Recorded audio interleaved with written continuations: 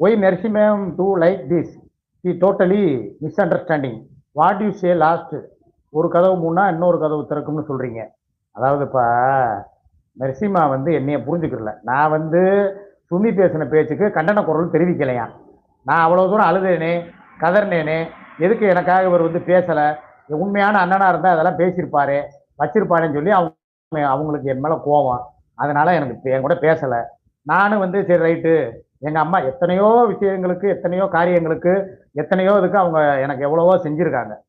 சும்மா இருக்கும்போதெல்லாம் காசை போட்டு அண்ணே சட்டையை போடுங்க, அண்ணே நீங்க அதை வாங்க இதை வாங்க, குற்றாலத்துக்கு போங்க, இந்தாங்க அந்தாங்கன்னு சொல்லி எது எதுக்கோ கொடுத்துருக்காங்க. திலீபாவுக்கு கொடுப்பாங்க, கோகுலுக்கு கொடுப்பாங்க, எக்ஸ்ரே எடுக்க கொடுப்பாங்க, எல்லாத்துக்கும் கொடுப்பாங்க. ஆனா என் பெத்த தாயோட நினைவு நாள் யாருமே எதிர்பார்க்காதவங்கெல்லாம் எனக்கு காசு கொடுத்துட்டாங்க. நானே வந்து கிட்டத்தட்ட நான் என்னென்னமோ நானும் வீடியோ போட்டு பார்த்துட்டேன், தங்கச்சி பாட்டு போட்டுட்டேன், நானும் வெக்கத்தை விட்டு சொல்லிட்டேன், என்னென்னமோ கேட்டு பார்த்துட்டேன்.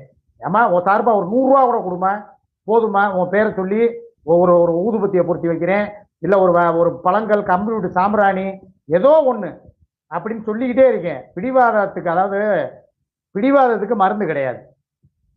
நான் இப்போ சொல்றது தான். செப்டம்பர் 20ஆம் தேதி நாளைக்கு தானே, நாளை கழிச்சுன்னு நினைக்கிறேன். சரி இப்போ அதை சொல்ல வேணாம், அது ஒரு சஸ்பென்ஸாகவே இருக்கட்டும். நான் ஒரு மனசில் ஒரு முடிவு எடுத்திருக்கேன். அந்த முடிவை வந்து என்னங்கிறத நான் வந்து இன்னைக்கு சொல்ல மாட்டேன், 20ஆம் தேதி நான் அறிவிக்கிறேன். சரியா? அது வரைக்கும் என்னை வந்து யாரும் வந்து எந்த ஒரு கேள்வியும் கேட்காதீங்க, விட்டுருங்க. இப்போ வரைக்கும் எல்லார் உறவுகளும் எனக்கு தேவைதான்.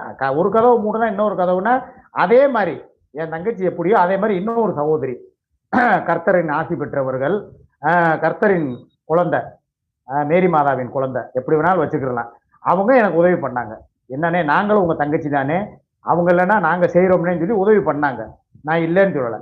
அதுக்காகத்தான் ஒரு கதவு மூணா கர்த்தர் இன்னொரு கதவை திறப்பாரு அப்படின்னு சொல்லி நான் சொன்னேன். அதுக்கு அர்த்தம் அதுதான். உதவி செஞ்சவங்க 10,000 ரூபா கொடுத்தவங்க மெர்சிமா மாதிரி இன்னொரு சகோதரி, அவ்வளவுதான். இதுதான் நான் சொல்றேன், வேற ஒன்றும் இல்லை. ஆனா அதுக்கப்புறம் நான் ஒன்று சொல்லிக்கிறேன்.